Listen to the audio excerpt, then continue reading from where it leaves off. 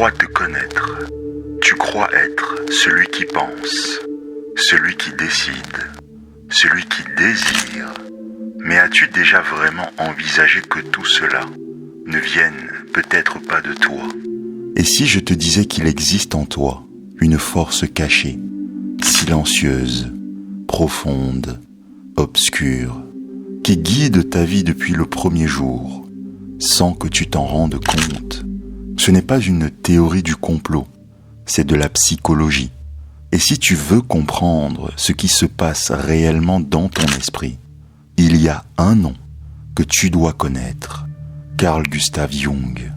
Dis-moi, tu en as assez de répéter les mêmes erreurs, de saboter tes relations, de sentir qu'un poids invisible te retient, même quand tout semble aller bien pour toi?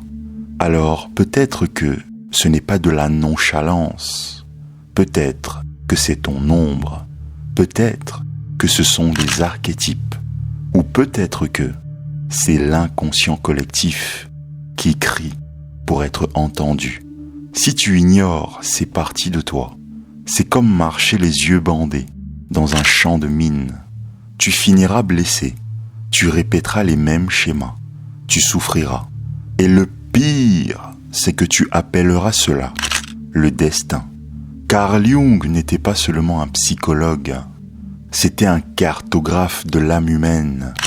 Il a exploré les zones les plus cachées de l'esprit, là où personne n'allait oser aller avant lui.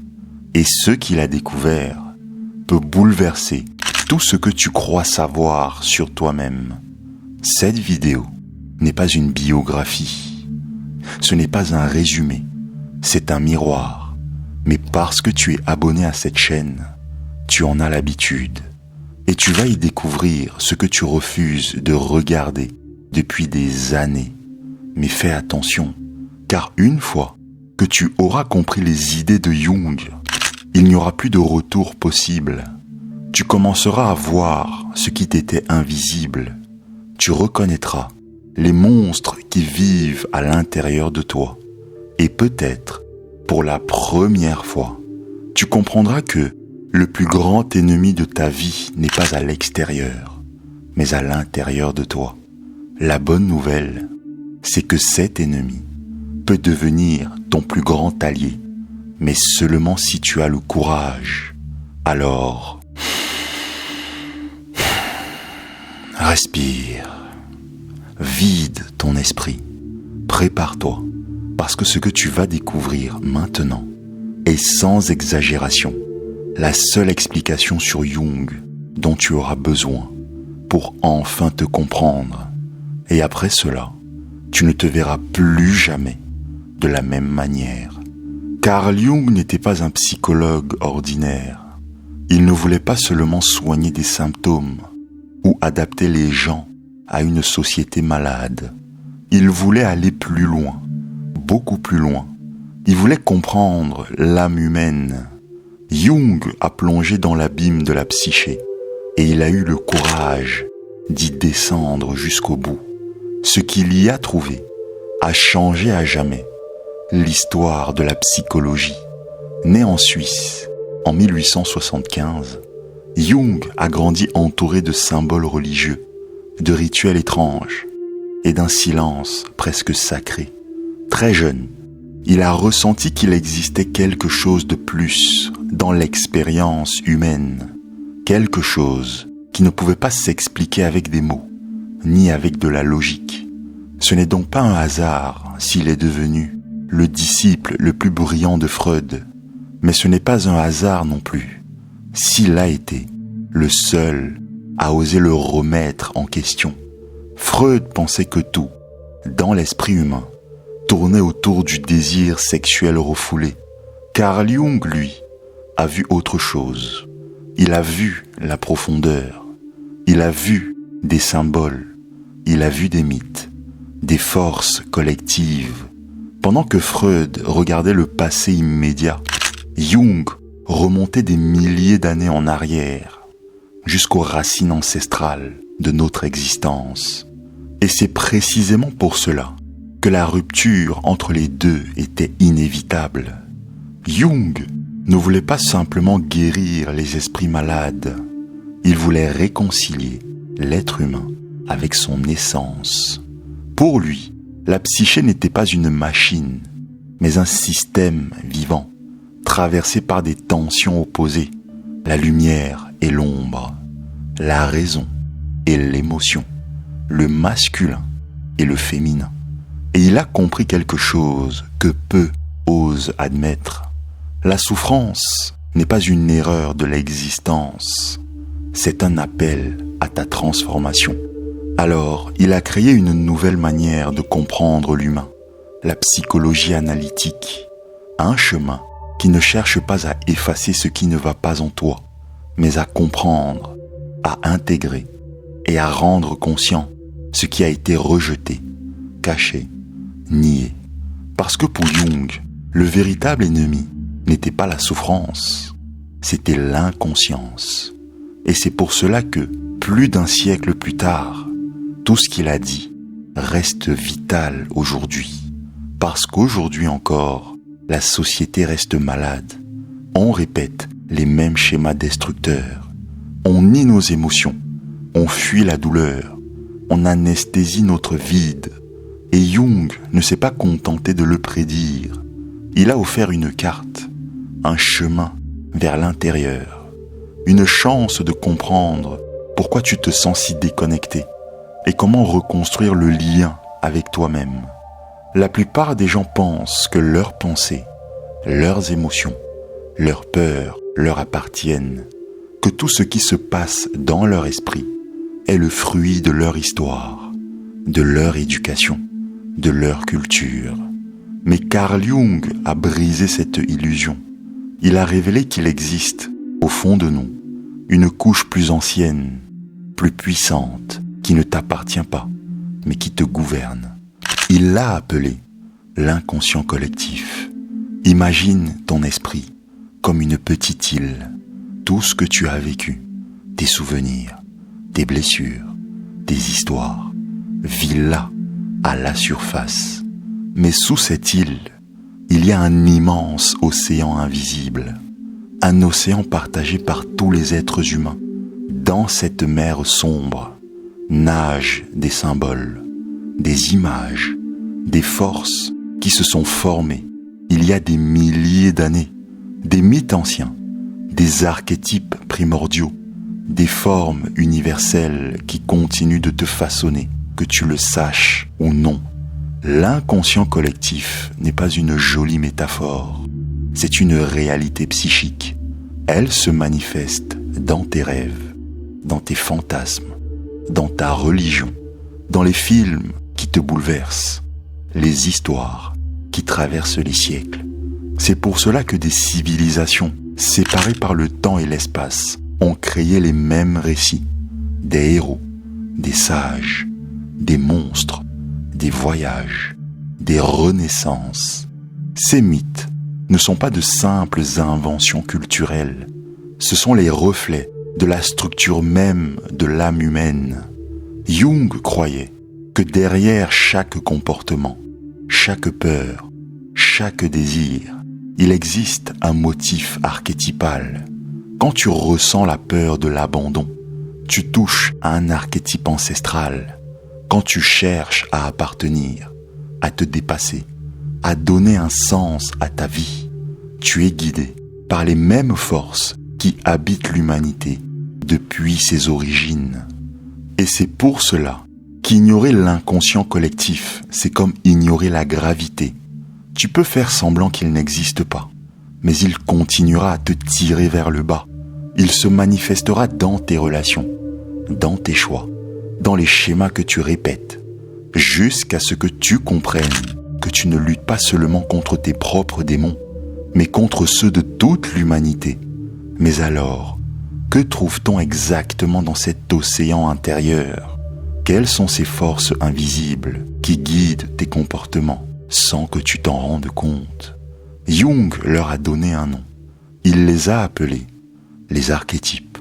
As-tu déjà fait quelque chose que tu as profondément regretté, sans même comprendre pourquoi?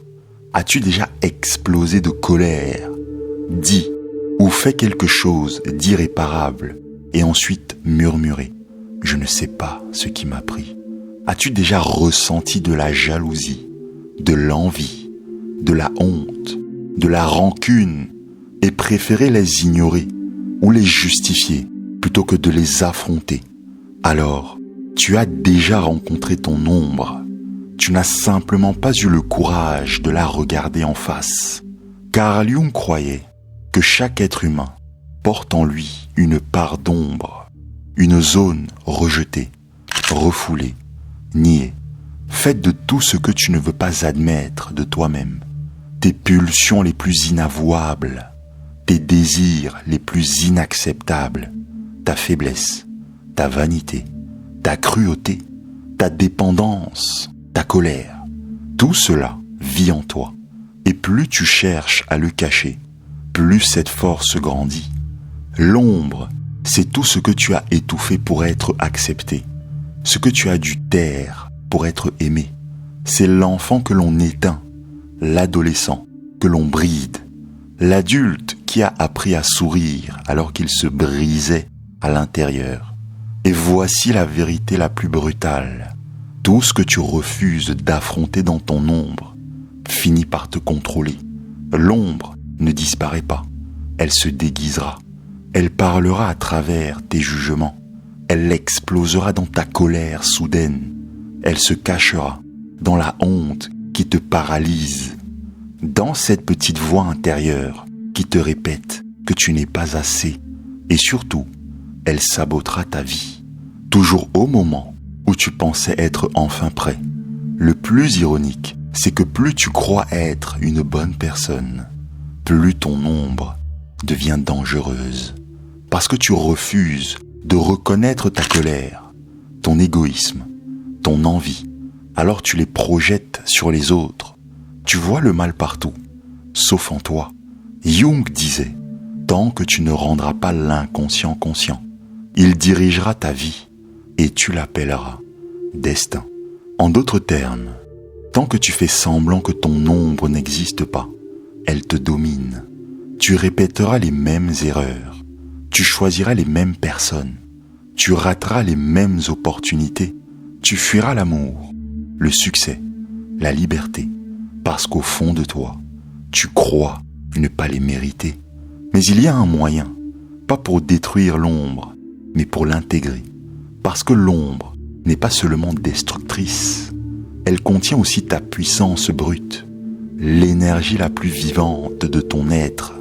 Et si tu apprends à la canaliser, elle peut te transformer complètement.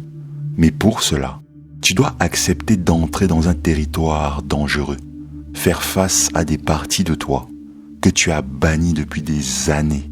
C'est là que commence le vrai travail. C'est là que débute le véritable processus de connaissance de soi.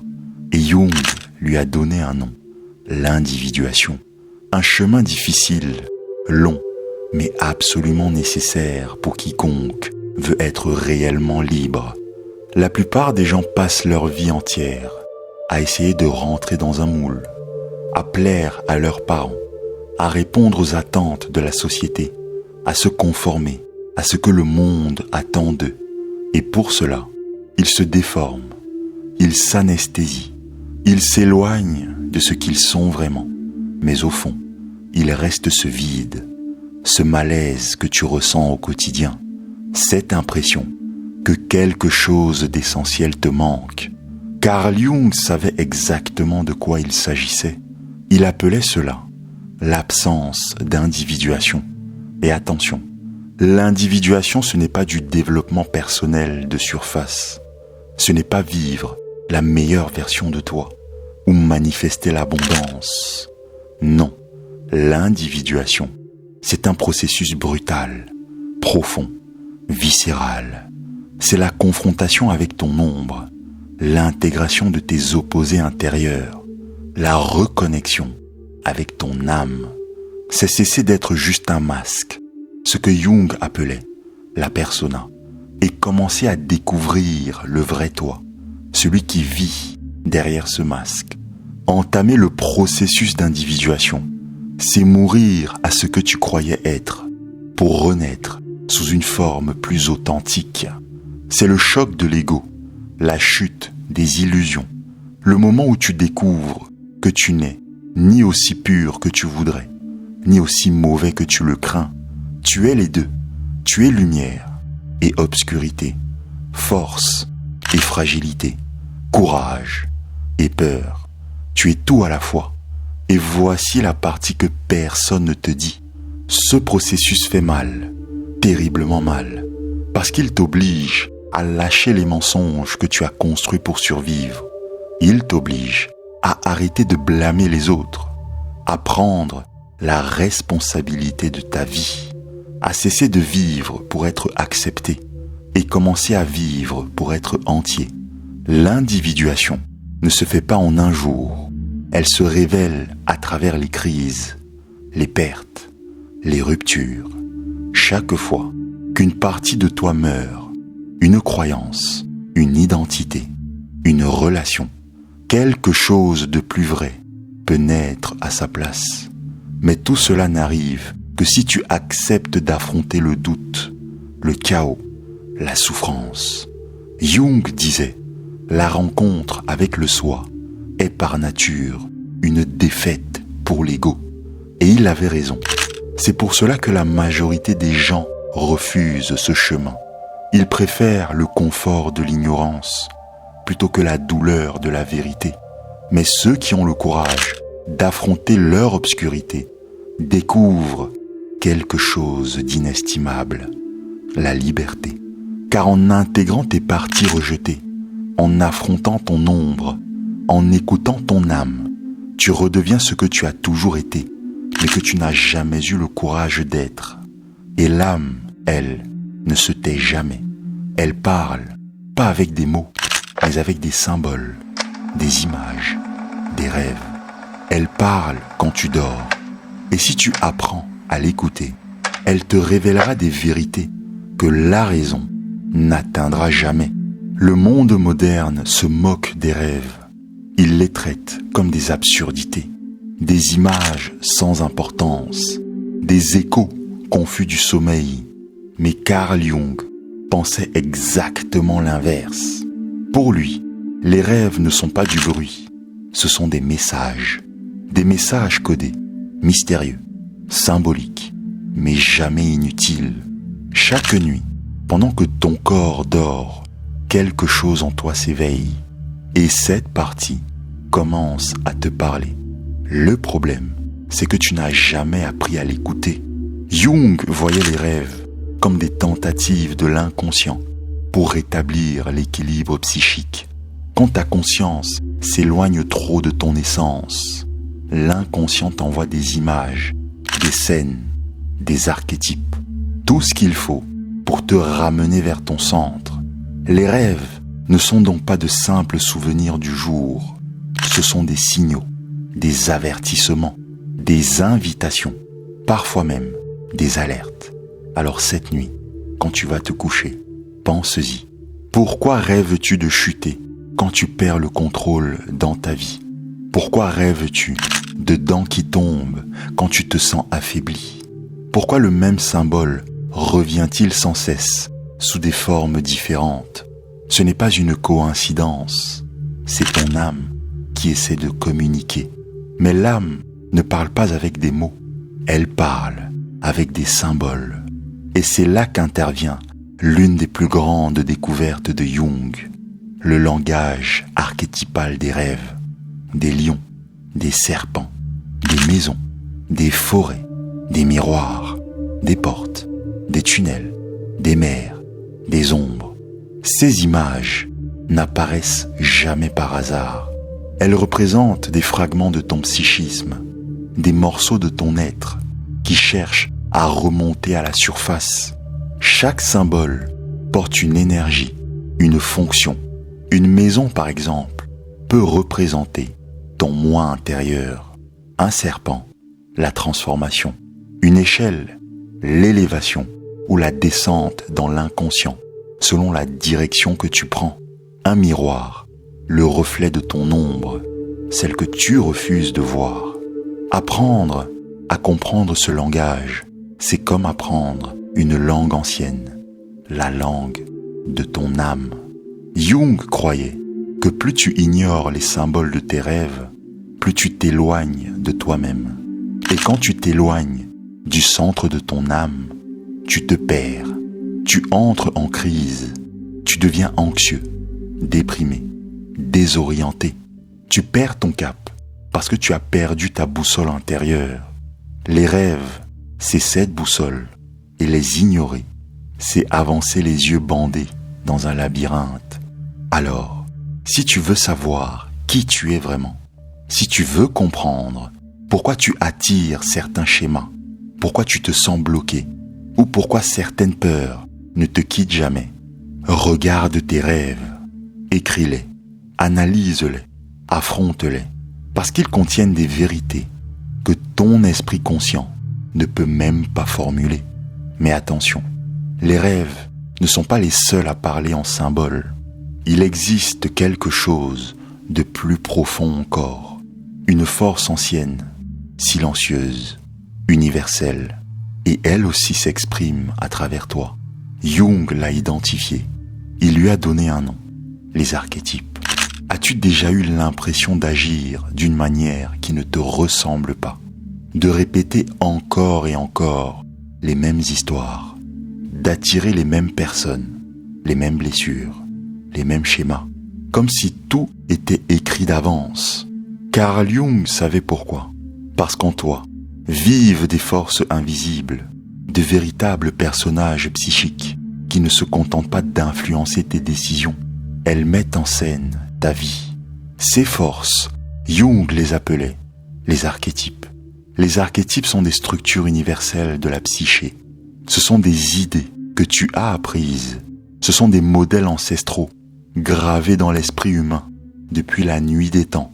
Ils habitent l'inconscient collectif et ils façonnent la manière dont tu penses, la manière dont tu aimes, dont tu désires, dont tu souffres.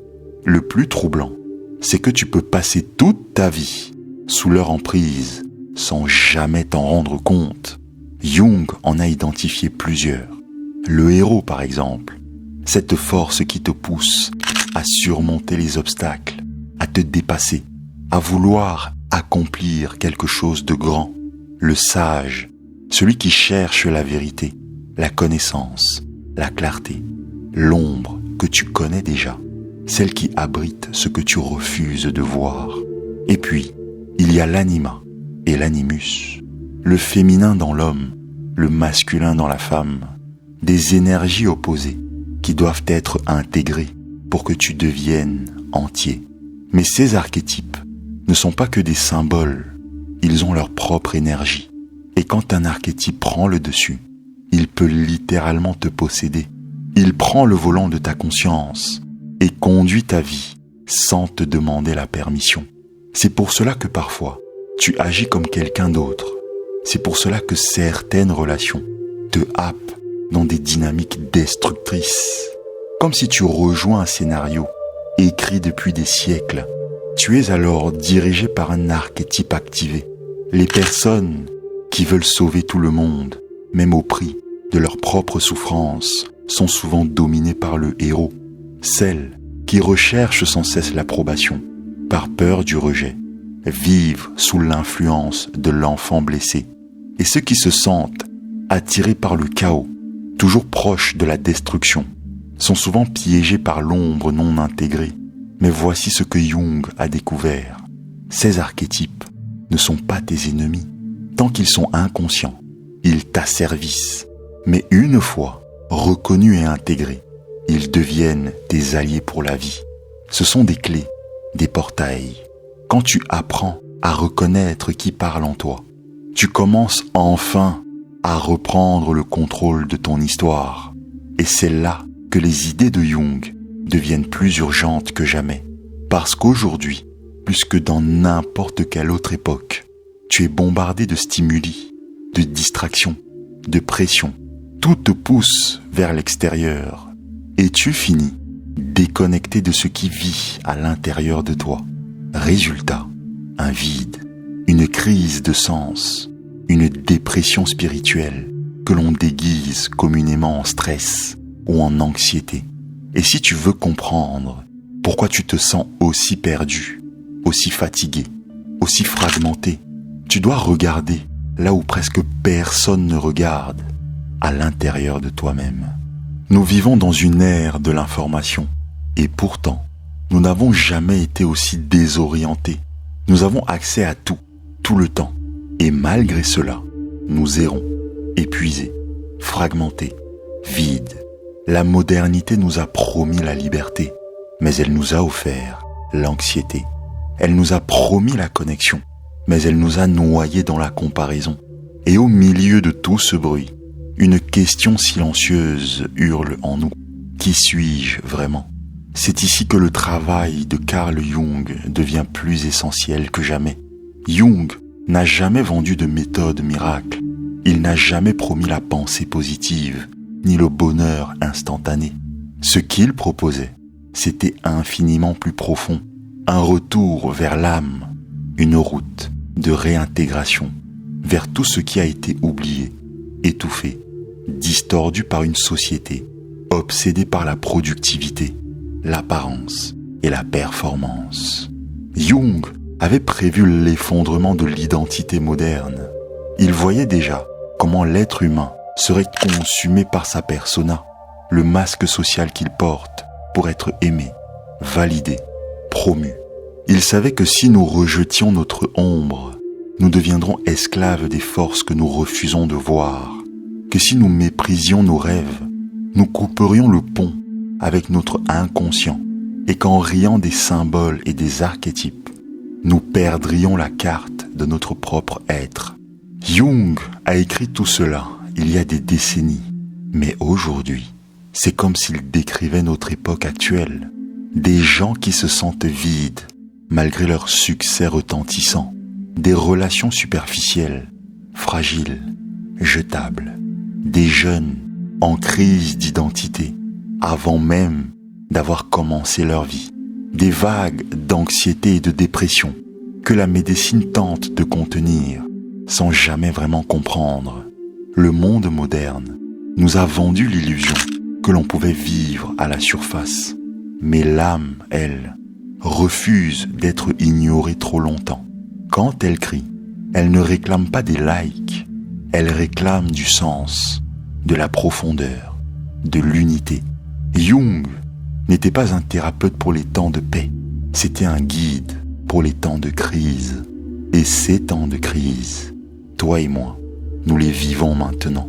Parce que quand tout, à l'extérieur, perd son sens, quand le statut, le succès, le contrôle s'effondre, il ne reste qu'une direction, l'intérieur. Et ce voyage-là, il fait très peur. Parce qu'à l'intérieur, tu ne trouveras pas que de la lumière. Tu trouveras aussi des monstres, des blessures, des masques, des vérités douloureuses. Mais tu y trouveras aussi quelque chose que rien ni personne ne peut t'offrir. Ton vrai toi. Tu ne guériras pas ta vie avec des phrases toutes faites, ni avec des raccourcis spirituels. Mais si tu as le courage de plonger, de dépouiller tes illusions et de traverser ce processus que Jung appelait la transformation intérieure, alors oui, il y a de l'espoir. Et cette vidéo te parle pour te le rappeler, que ton chemin existe, que ta douleur a un sens, que tu n'es pas brisé, tu es simplement fragmenté et tu peux te reconstruire. Tu as passé ta vie à essayer de rentrer dans un moule, à te protéger, à appartenir. Tu as fait semblant d'être fort alors que tu étais en morceaux. Tu as souri alors que tout en toi criait à l'aide. Et quelque part en chemin, tu as oublié qui tu étais. Tu as oublié ton essence, ton mystère, ton chaos créatif, ton âme. Mais maintenant, quelque chose en toi s'est réveillé. Et ce n'est pas un hasard si tu es ici, maintenant, en train de m'écouter. Jung croyait qu'aucune rencontre n'était due au hasard, que même les plus accidentelles sont des signes de ton inconscient qui essaye de te montrer quelque chose. Alors peut-être que cette vidéo ce moment précis, cette discussion que nous avons, toi et moi, maintenant, n'est pas une coïncidence. Peut-être que c'est un appel à arrêter de fuir, un appel à cesser de te mentir, un appel à abandonner la surface et à plonger au plus profond de toi. Ce que Jung nous enseigne n'est pas facile à entendre, parce que cela demande du courage, cela demande de la douleur, cela demande de la responsabilité. Mais cela est aussi libérateur, parce qu'au moment où tu comprends que tu n'es pas brisé, seulement inconscient, tu retrouves ton pouvoir, le pouvoir de te transformer, le pouvoir de t'intégrer, le pouvoir de te guérir. Tu n'as pas besoin de tout comprendre maintenant. Tu n'as pas besoin de déchiffrer chacun de tes rêves ou d'identifier tous tes archétypes.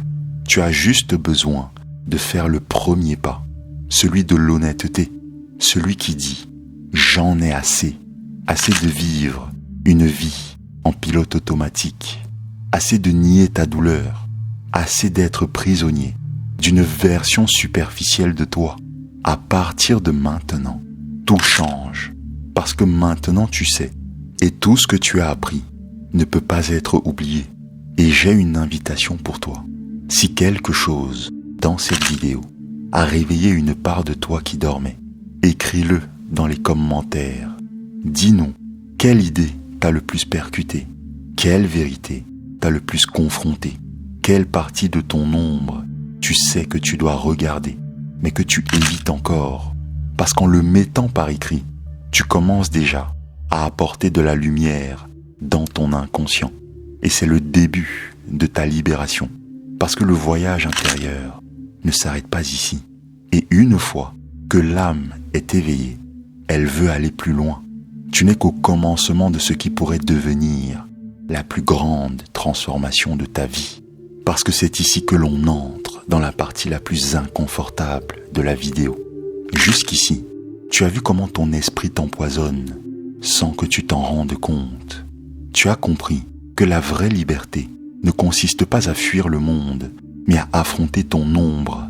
Et tu as pris conscience que tant que tu ne rends pas l'inconscient conscient, c'est lui qui dirige ta vie. Mais ce que tu viens de découvrir, ce n'est qu'une fraction du tableau.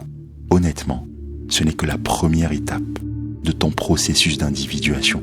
Parce qu'il existe un piège beaucoup plus subtil, un piège qui se referme au moment même où tu crois t'être libéré. Et si tu t'arrêtes maintenant, tu risques de retomber exactement dans ce que tu pensais avoir dépassé. Ton ego va se redresser, maquiller ta lucidité, et tu redeviendras l'esclave d'une illusion encore plus sophistiquée.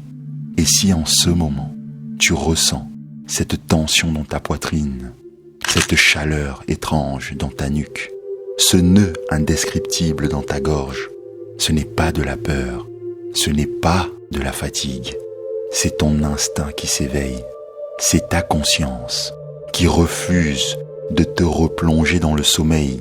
Elle se manifeste pour t'aider à reprendre ton pouvoir et à redevenir le centre au lieu d'être un simple reflet.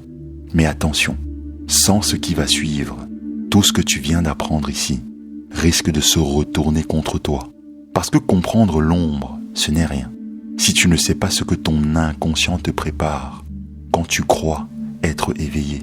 Dans la vidéo qui va s'afficher à l'écran, celle qui te trouvera quand tu seras prêt, tu vas entrevoir le moment exact où l'éveil bascule en illusion.